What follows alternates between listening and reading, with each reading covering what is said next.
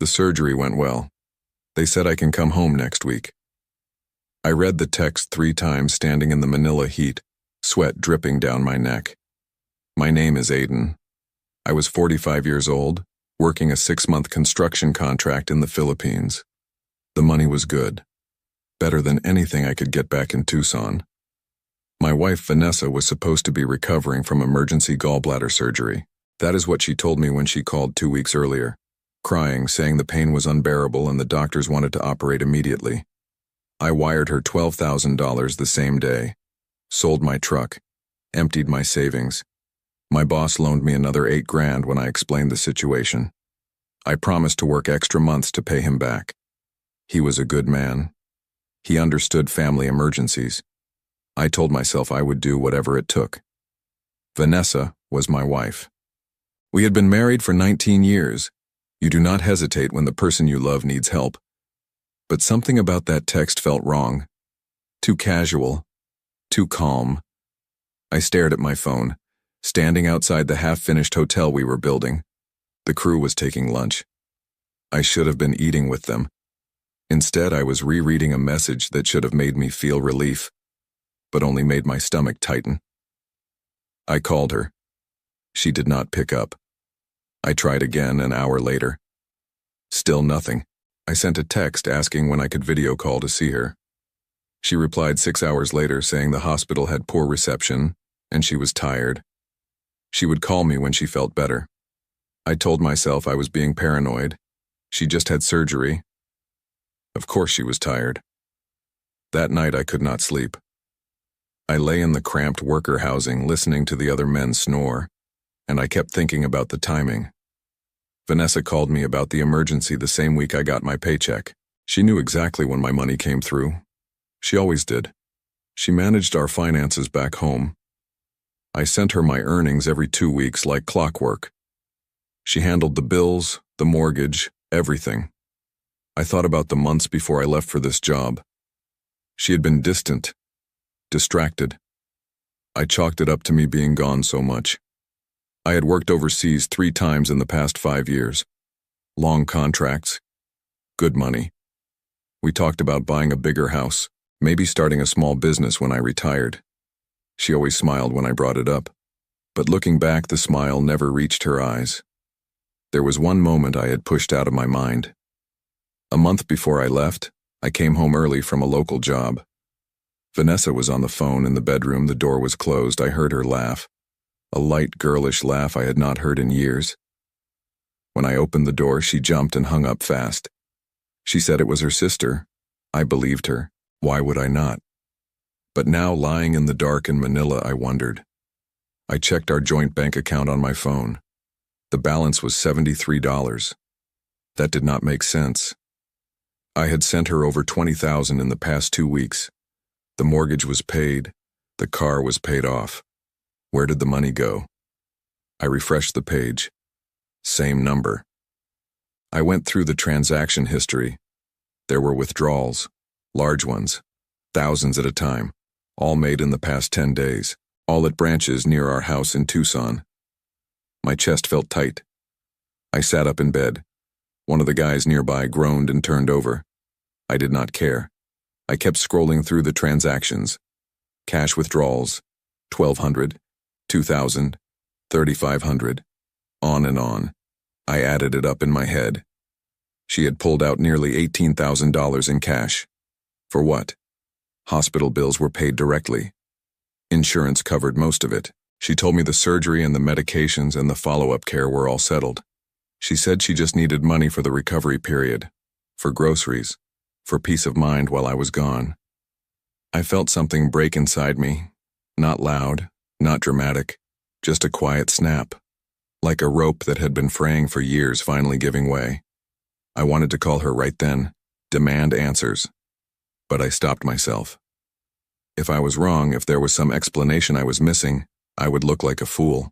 Worse, I would look like a man who did not trust his wife. So I waited. I told myself I would give her a chance to explain. I would ask her calmly, reasonably. But I already knew.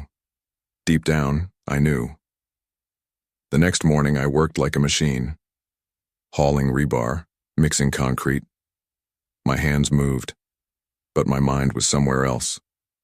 The other guys noticed. My buddy, Luis, asked if I was all right. I said I was fine, just tired. He did not push. We had been working together for 3 months. He knew when to leave a man alone. During the lunch break, I called Vanessa again. This time she picked up. "Hey, babe," she said. Her voice sounded bright, too bright. "Sorry I missed your calls yesterday. I was sleeping a lot." "How are you feeling?" I asked.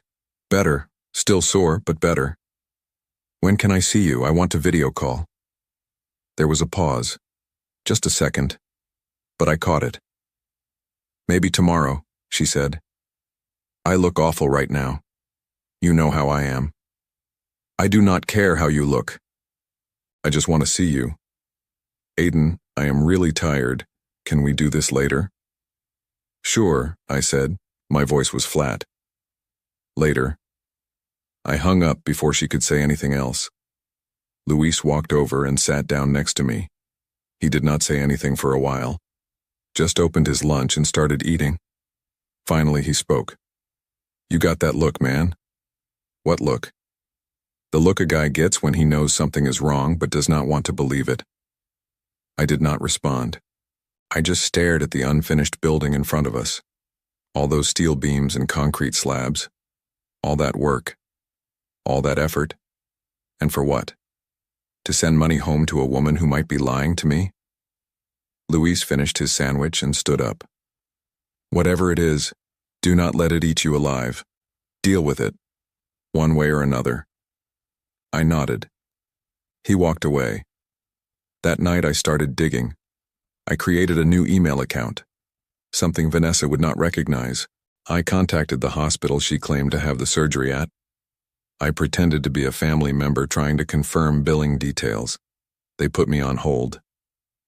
When they came back, they told me there was no record of a patient named Vanessa under that date. I asked if maybe the name was misspelled.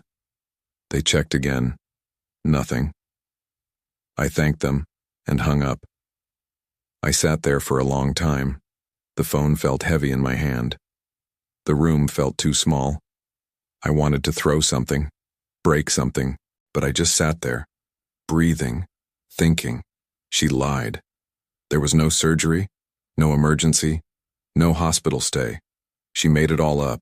Every word, every tearful phone call, every desperate text message. She lied to get my money. And I gave it to her. All of it. Without question. Because I trusted her. I thought about our marriage. 19 years. We met when I was 26. She was 23. She worked at a diner. I was doing road work in Tucson. She brought me coffee every morning. We talked. She laughed at my jokes. I fell for her fast. We got married within a year. My dad said I was rushing. My mom said Vanessa seemed sweet but distant. I did not listen. I thought I knew better. We never had kids. Vanessa said she was not ready. Then she said she did not think she wanted them. I told her that was fine, I loved her. Kids or no kids, it did not matter. But now I wondered if she ever loved me. Or if I was just convenient. A man who worked hard and sent money home. A man who asked for nothing in return except loyalty. I thought about the withdrawals. $18,000 in cash. What did she need that much cash for? You do not need cash for hospital bills. You do not need cash for groceries. You need cash when you do not want a paper trail. When you do not want someone to track where the money is going. I opened my laptop and logged into our credit card account. I had not checked it in weeks. I trusted Vanessa to handle everything. That was my mistake. I scrolled through the charges. Restaurants I did not recognize. A hotel in Scottsdale. Another in Flagstaff. Purchases at stores I had never heard of. Expensive stores. Clothing. Jewelry. Wine. I felt my jaw tighten. I kept scrolling. There were charges at a men's clothing store. A high-end place downtown. She did not buy clothes for me. I wore work boots and jeans. So who was she buying for? I clicked on the hotel charges. One was from 3 weeks ago. A weekend stay. 2 nights. I checked the dates. I had called her that weekend. She said she was staying with her sister because she was feeling lonely. I believed her. I always believed her. I looked up the hotel. 4 stars. Poolside suites. Romantic getaways. I felt sick. I kept digging. I went through her social media. She barely posted anything, but I found a few photos. One was from a month ago. She was at a restaurant, smiling, holding a glass of wine. The caption said she was celebrating a friend's birthday, but in the reflection of the window behind her, I could see someone sitting across from her. A man. He was blurred, but I could make out his shape. Young, maybe late 20s. Dark hair. I zoomed in as much as I could. The image was grainy, but it was enough. I saved the photo. I did not know what I would do with it yet, but I saved it. The next day, I called my sister Claire. She lived in Phoenix, about 2 hours from Tucson. We were not close, but we talked every few months. She knew Vanessa well enough. They had never been friends, but they were polite. "Hey, stranger," Claire said when she picked up. "What is going on? I need a favor." "Sure. What do you need?" "Can you drive to Tucson and check on Vanessa for me?" There was a pause. "Is she okay?" "That is what I am trying to find out." "Aiden, what is going on?" "Just go by the house. See if she is there. See if she looks like someone who just had surgery." "She had surgery?" "That is what she told me." Another pause. Longer this time. "Aiden, are you serious?" "I am serious." "Okay, I will go. When?" "Today, as soon as you can." "All right, I will call you later." I hung up and went back to work. The hours dragged. Every minute felt like 10.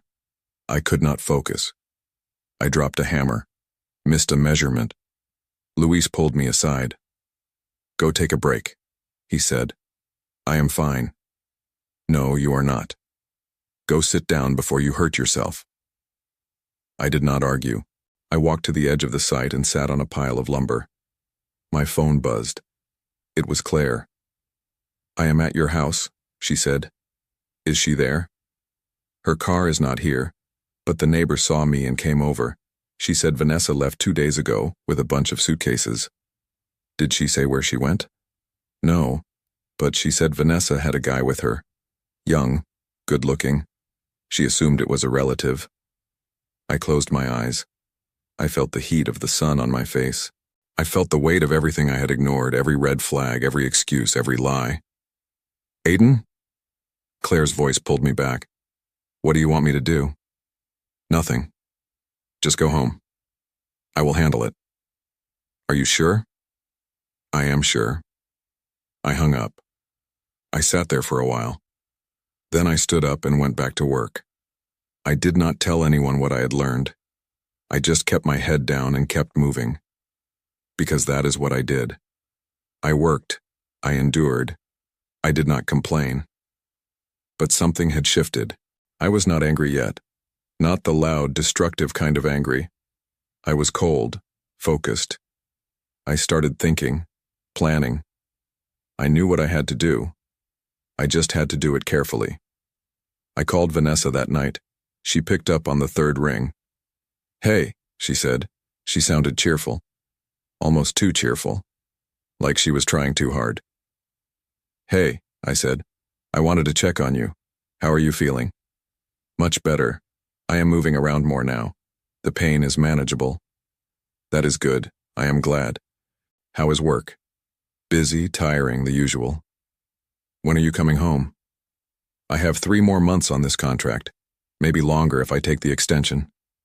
"You are thinking about extending?" "I might. The money is good." There was a pause. I heard something in the background. A voice. Male. Faint, but there. Vanessa cleared her throat. "Who is that?" I asked. "What?" I heard someone. "Oh, that is just the TV. I am watching a show." "Right. Aiden, is everything okay? You sound different." "I'm fine, just tired." "Okay. Well, get some rest. I love you." "Love you too." I hung up. I did not love her. Not anymore. Maybe I had not loved her for a long time and just refused to admit it. But I said the words because I needed her to believe everything was normal.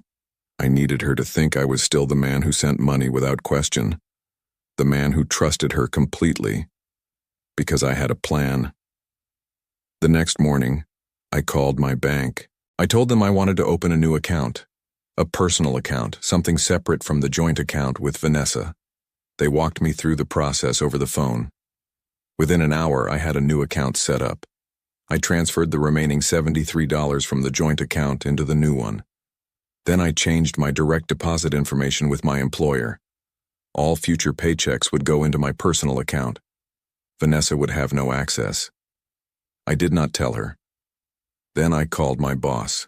His name was Gerard. He was a gruff man in his 60s, a veteran. He ran a tight ship but treated his workers fairly. I respected him. I asked if I could speak with him privately after the shift. He said yes. That evening, we sat in his office trailer. It was a small space, a desk, a fan, a few chairs. He leaned back and looked at me. "What is on your mind?" he asked.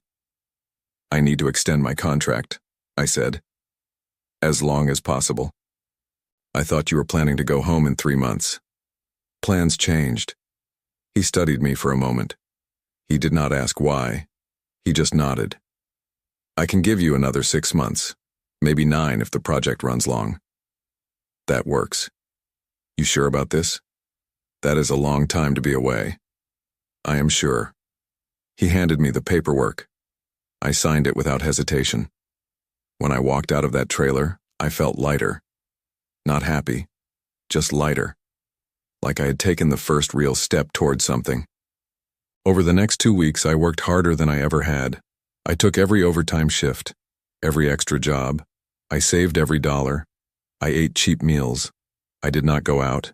I did not drink. I just worked and saved. My new account grew, slowly at first, then faster. I was making good money, better than I expected. And none of it was going to Vanessa. She called me a few times during those weeks. She asked how I was doing. She told me she was feeling stronger. She said she missed me. I kept my voice steady. I told her I missed her too. I asked about her recovery. She gave me vague answers. The lies were easier to hear now. I did not react. I just listened. I let her think I believed her.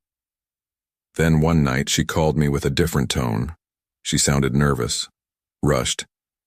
"Aiden, I need to talk to you about something." "What is it?" "I have been thinking about us." "Okay." "I do not think this is working anymore." I did not say anything. I waited.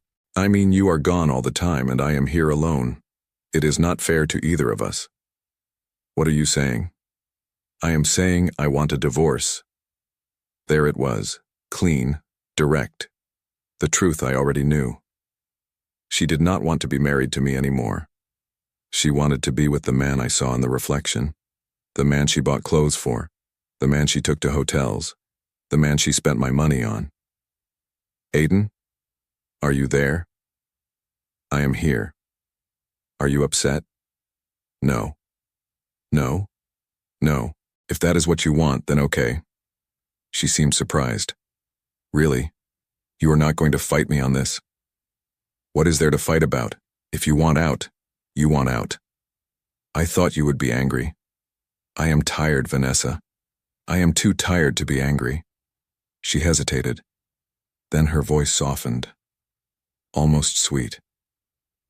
"I am glad you are being reasonable about this. I know it is hard, but I think it is for the best." "Sure. And about the money. I think it is only fair that I keep what is in the joint account. I have been taking care of the house and the bills while you have been gone. I deserve something for that." I almost laughed, but I did not. I kept my voice calm. "The joint account is empty." "What?" "There is nothing left in it. You took it all." "That is not true. I only took what I needed." "For what? Hospital bills that never existed?" Silence. Vanessa? I do not know what you are talking about. I called the hospital. There is no record of your surgery. More silence. Then her voice changed. Colder. Defensive. You had no right to do that. I had every right. You lied to me. You stole from me. I did not steal anything. That money was mine too. No, it was not. You are being ridiculous. I am done with this conversation. Good. Because so am I. She hung up. I sat there holding the phone. My hands were steady. My breathing was steady. I felt nothing. No anger. No sadness. Just clarity. She thought she had won. She thought she had taken everything and I was too far away to do anything about it. She thought I was the same man who sent her money without asking questions. The same man who believed every lie. The same man who would roll over and let her walk away with a smile. She was wrong. I opened my laptop. I pulled up the documents I had been preparing. Bank statements, screenshots, photos, everything I had gathered over the past 2 weeks. I organized it all into a single folder. Then I sent it to a lawyer Claire had recommended, a woman in Tucson who specialized in divorce cases. Her name was Patricia. She had a reputation for being ruthless. I sent her an email. I explained the situation. I attached the evidence. I told her I wanted to file for divorce. I wanted everything documented. Every lie, every dollar, every betrayal. I wanted it on record. She replied within an hour. She said she would take the case. She said we had a strong position. She said Vanessa would not see it coming. I smiled. For the first time in weeks, I smiled. Patricia moved fast. Within 3 days, she filed the divorce papers. She had them served to Vanessa at our house in Tucson. I was still in Manila when it happened. Patricia called me to let me know. She got the papers this morning, Patricia said. The process server said she looked shocked. Good. She called my office an hour later. She was angry. She wanted to know why you filed. She said you agreed to the divorce. I did agree. I just did not agree to let her walk away with everything. She thinks she is entitled to half of your earnings. She mentioned something about supporting the household while you were away. Supporting it with stolen money? Exactly. I told her we have evidence of fraud. She hung up on me. I leaned back in my chair. I was in the worker housing. The other guys were out. It was just me and the phone. What happens next? She will probably get a lawyer. If she is smart, she will try to settle quickly. If she is not, this will drag out. Either way, we have her cornered. How long will it take? Depends on how cooperative she is. A few months at minimum. Could be longer if she fights. I am not in a hurry. Good. Because she is going to try to make this ugly. Let her. Patricia paused. You sound different than most of my clients. How so? Most people are emotional at this stage. Angry, sad, you sound calm. I am done being angry. I like that. It will serve you well. We hung up. I went back to work. Over the next week, Vanessa tried calling me 6 times. I did not answer.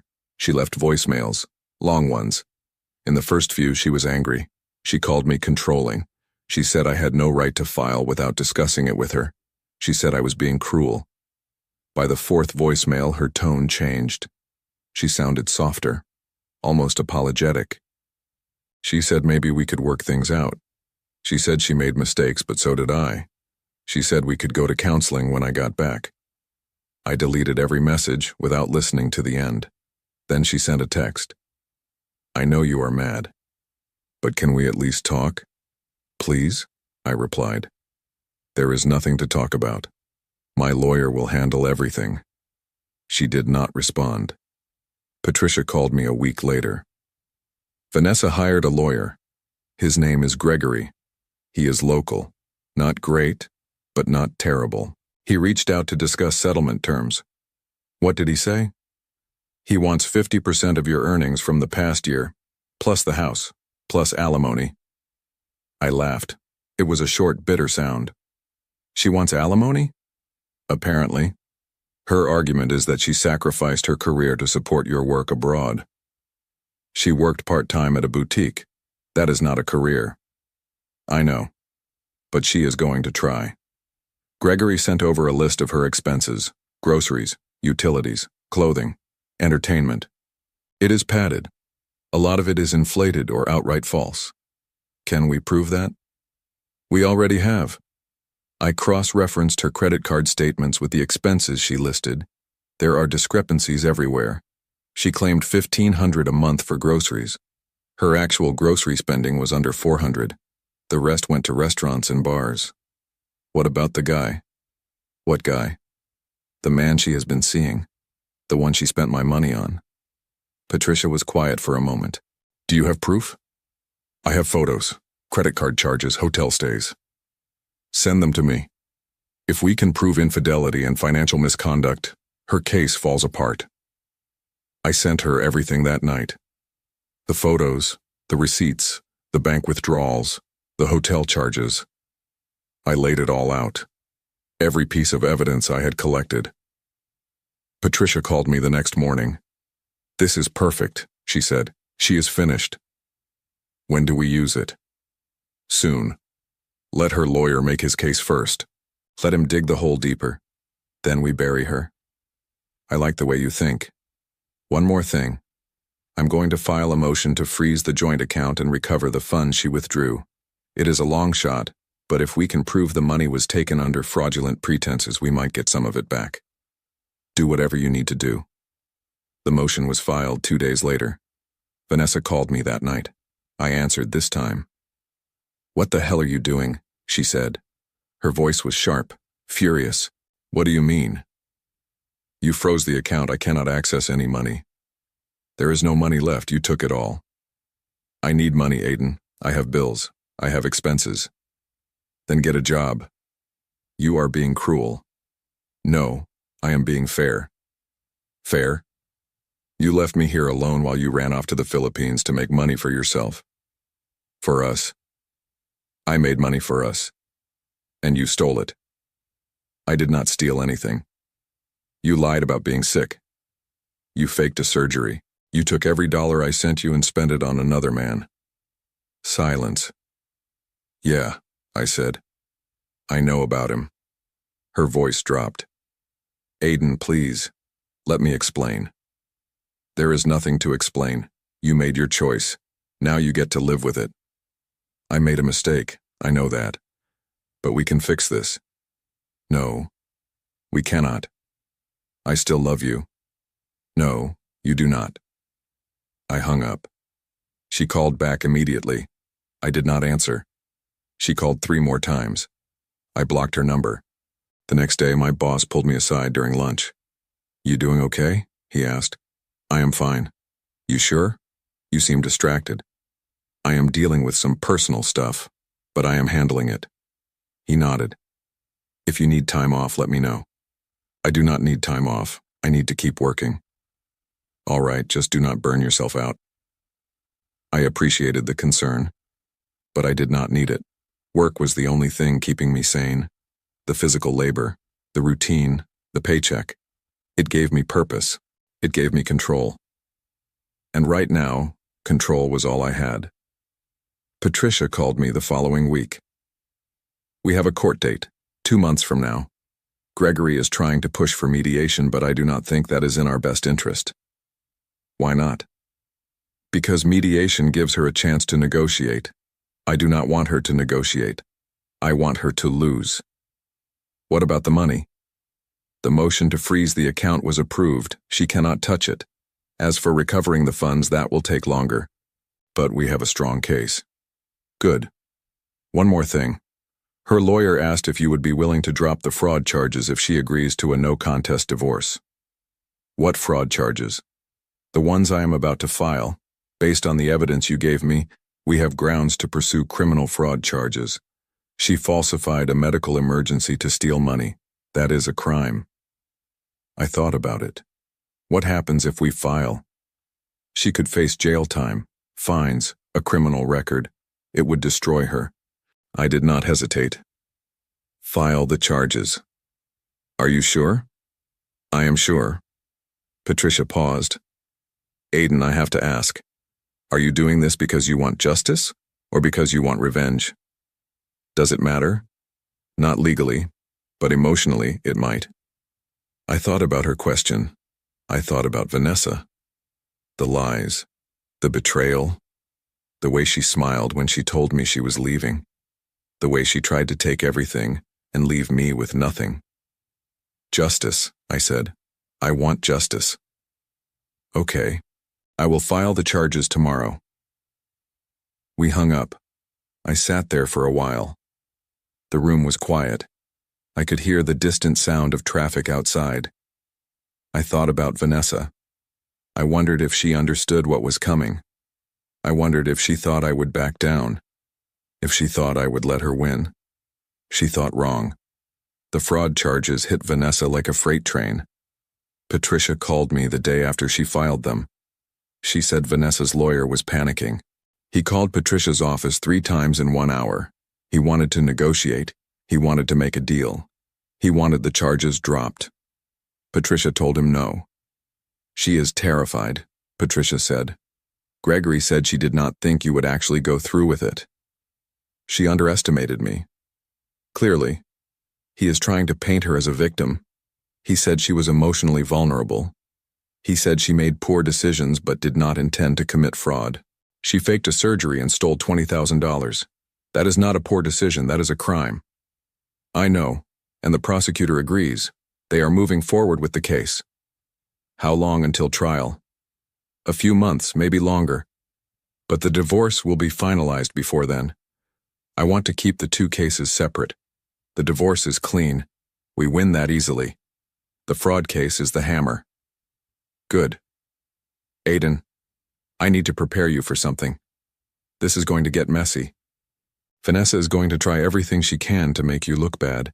She might go public, she might reach out to your family. She might even try to contact your employer. Let her. I have nothing to hide. I am serious. People like her get desperate, and desperate people do stupid things. I understand. But I did not fully understand. Not yet. 3 days later, I got a call from my mom. She lived in Phoenix. We talked every few weeks. She was a quiet woman, kind. She never meddled in my life, but that day her voice was strained. Aiden, I need to talk to you, she said. What is wrong? Vanessa called me. I felt my jaw tighten. What did she say? She said you are trying to ruin her life. She said you filed criminal charges against her for no reason. She said you are being vindictive. Mom, do you believe her? There was a pause. I do not know what to believe. I know you 2 are getting divorced. But criminal charges. That seems extreme. She lied to me. She faked a medical emergency and stole all of my money. That is fraud. That is a crime. Are you sure she lied? Maybe there was a misunderstanding. There was no misunderstanding. I called the hospital. There is no record of her ever being there. My mom was quiet for a long time. Finally, she said, I did not know. She did not tell you because she knew it would make her look bad. What are you going to do? I am going to let the courts handle it. Aiden. She sounded desperate. She was crying. She said she made mistakes, but she did not deserve this. She made a choice. Now she has to deal with the consequences. My mom sighed. I just do not want you to do something you will regret. I will not regret this. We talked for a few more minutes. She told me to take care of myself. She said she loved me. I told her I loved her too. But when I hung up, I felt a knot in my stomach. Vanessa was already trying to turn people against me. She was playing the victim, and some people would believe her. Because she was good at lying, she always had been. 2 days later, I got a message from my sister.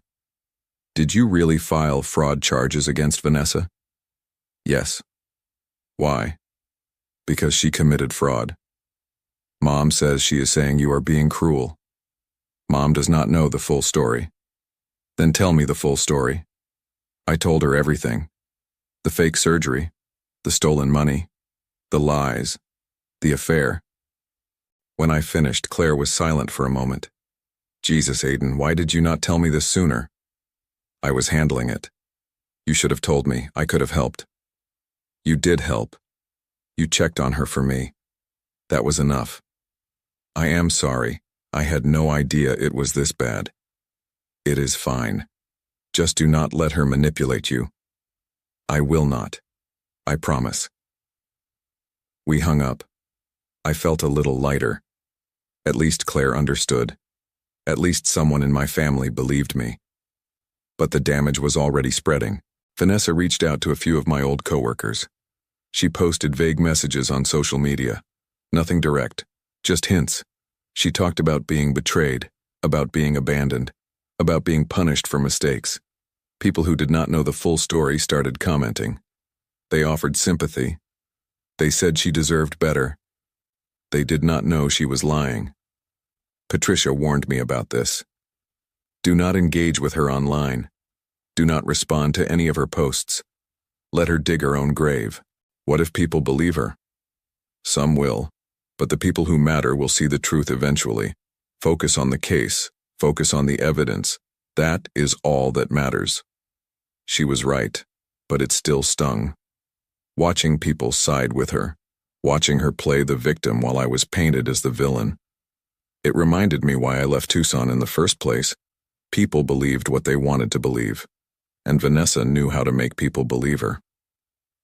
Meanwhile, the divorce proceedings moved forward. Patricia filed for full disclosure of Vanessa's finances. She demanded bank statements, credit card records, phone records, everything. Vanessa's lawyer resisted. He said it was invasive. He said it was unnecessary. Patricia filed a motion to compel. The judge sided with us. When the records came in, they were damning. Vanessa had opened a new credit card in her name only. She had been using it for months. Expensive dinners, jewelry, trips.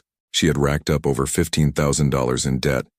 All of it while claiming she had no money. All of it while asking me for more. Patricia sent the records to the prosecutor handling the fraud case. They added financial misconduct to the charges. Vanessa's case was falling apart. Fast. She tried one more time to reach out to me. She sent an email. It was long. She said she was sorry. She said she loved me. She said she made mistakes, but she never meant to hurt me. She said she would do anything to make it right. She said she would pay me back. She said she would go to therapy. She said she would change. I read the email twice. Then I deleted it. Patricia called me the next day. Gregory reached out again. He wants to settle. He said Vanessa will agree to a no-contest divorce. She will give up all claims to your earnings. She will sign over the house. She just wants the fraud charges dropped. No. Are you sure? This is a good deal. You get everything you want. I do not want a deal. I want her to face what she did. Aiden, if this goes to trial, it will take months. Maybe a year. It will be expensive. It will be exhausting. I do not care. Patricia was quiet for a moment. Okay, I will tell him no. Good. The court date for the divorce was set for 6 weeks later. I requested leave from work to fly back to Tucson. Gerard approved it without hesitation. He told me to take whatever time I needed. I thanked him. I bought a plane ticket. And I waited. The weeks dragged. I worked. I saved money. I prepared myself for what was coming. I knew Vanessa would be there. I knew she would try to make me feel guilty. I knew she would cry. She would beg. She would play every card she had. But I was ready. I was done being manipulated. I was done being the man who gave without asking. I was done being the fool. When I finally boarded the plane to Tucson, I felt something I had not felt in months. Not anger, not sadness, just resolve. The courthouse in Tucson was smaller than I expected. Gray concrete, small windows, a metal detector at the entrance. I walked in wearing a clean shirt and jeans. I had not dressed up. This was not a performance. This was business.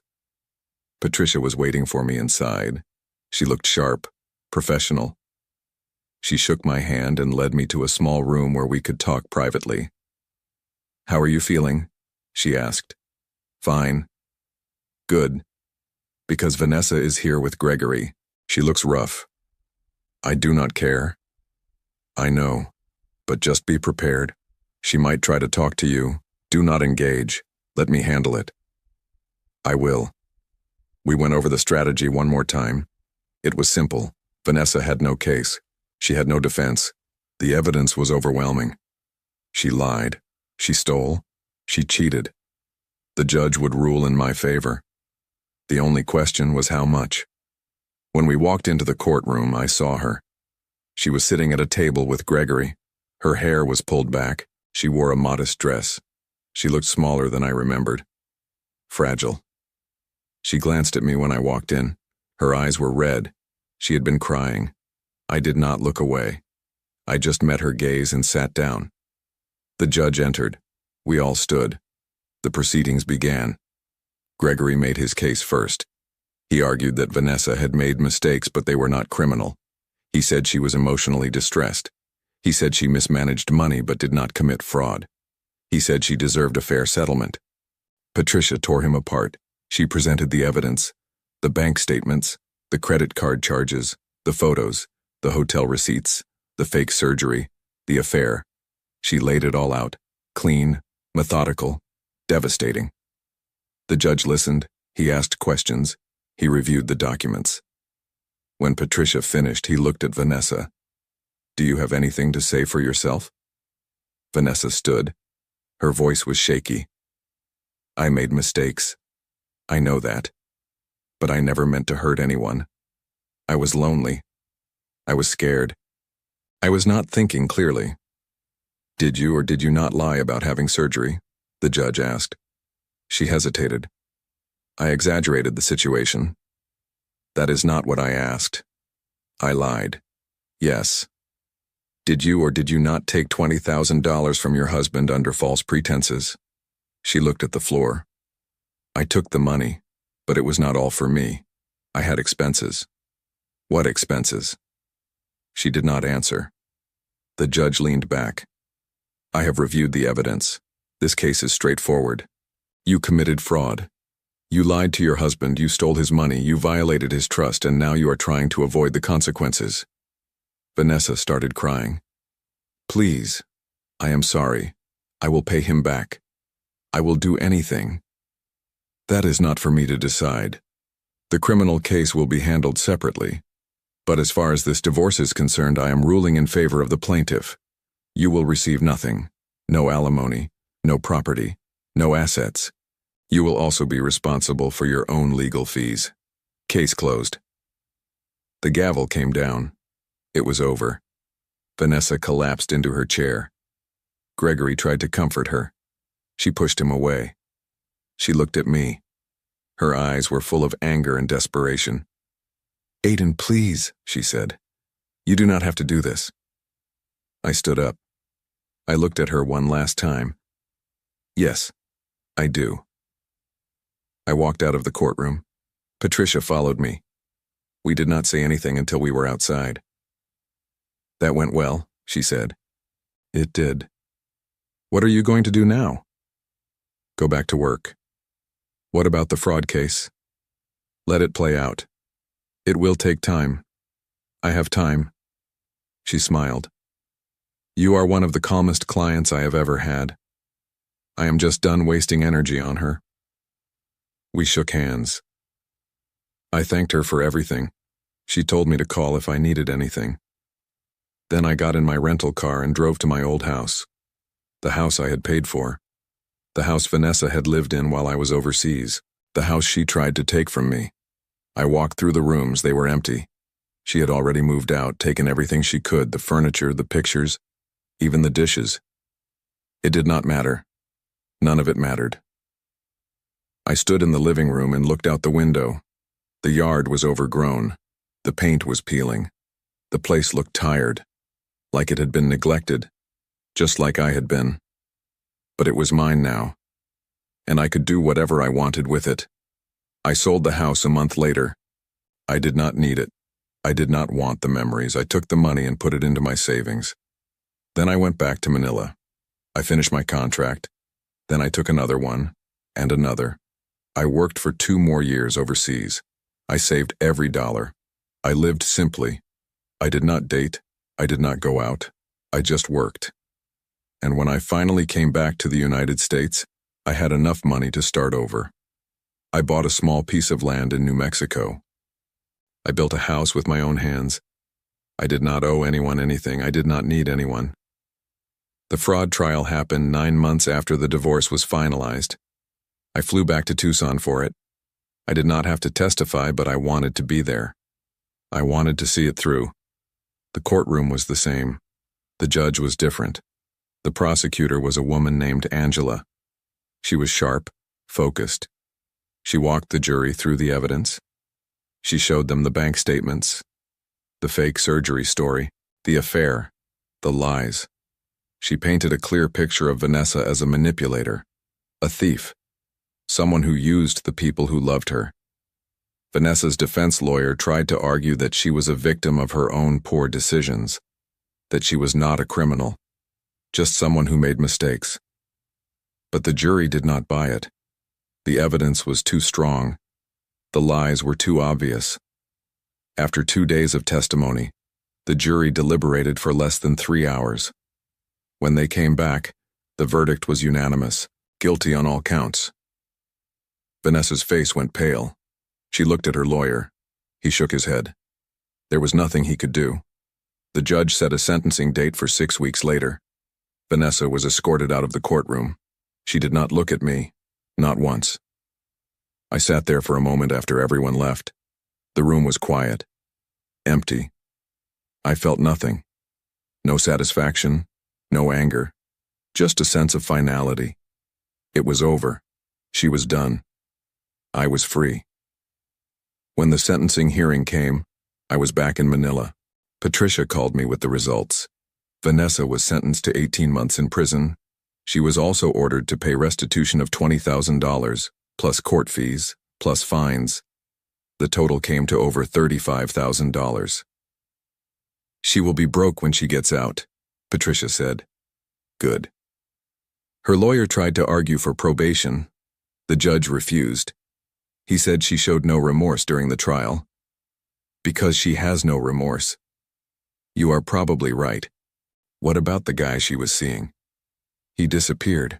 The moment the trial started, he ghosted her. She is completely alone now. I thought about that. Vanessa, who had spent so much of my money on someone else, was now abandoned by that same person. There was a certain symmetry to it, a certain justice. How do you feel? Patricia asked. Relieved. That is good. You should be. You won. I did not win.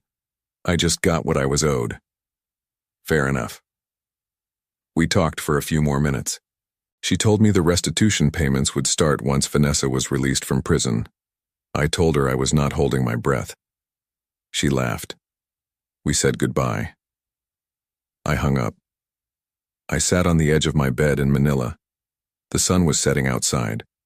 The room was warm. I thought about everything that had happened, the lies, the betrayal, the fight, the trial, the verdict. It had taken over 2 years, but it was finally done. I did not feel happy, but I did not feel sad either. I just felt like I could breathe again. I stayed in Manila for another year. I worked. I saved. I kept my head down. When the contract ended, I came back to the United States. I did not go back to Arizona. I went to New Mexico. I bought the land. I built the house. I started over. I did not hear from Vanessa again. I did not want to. I blocked her on everything. I changed my number. I moved on. But I heard through Claire that Vanessa served her time. She got out after 14 months for good behavior. She moved in with her sister in California. She worked at a retail store. She was broke. She was alone. She was a shell of the person she used to be. Claire asked me once if I felt bad for her. I thought about it. I thought about the woman I married, the woman I trusted, the woman who lied to me and took everything I had worked for. No, I said. I do not feel bad for her. Do you ever think about her? Not anymore. And I meant it. Vanessa was a chapter in my life, but she was not the story. The story was what I did after, the way I rebuilt, the way I stood up and kept moving, the way I refused to be the victim. I lived quietly in New Mexico. I worked odd jobs. I helped build houses. I fixed things. I kept to myself. I did not date. I did not trust easily. But I was content. I had my land. I had my house. I had my peace. One day I got a letter in the mail. It was from Vanessa. I almost threw it away without opening it. But something stopped me. I sat down and read it. She said she was sorry. She said she understood why I did what I did. She said she did not expect me to forgive her. She just wanted me to know that she regretted everything. She said she lost everything because of her choices, her money, her friends, her dignity. She said she was trying to rebuild her life, but it was hard.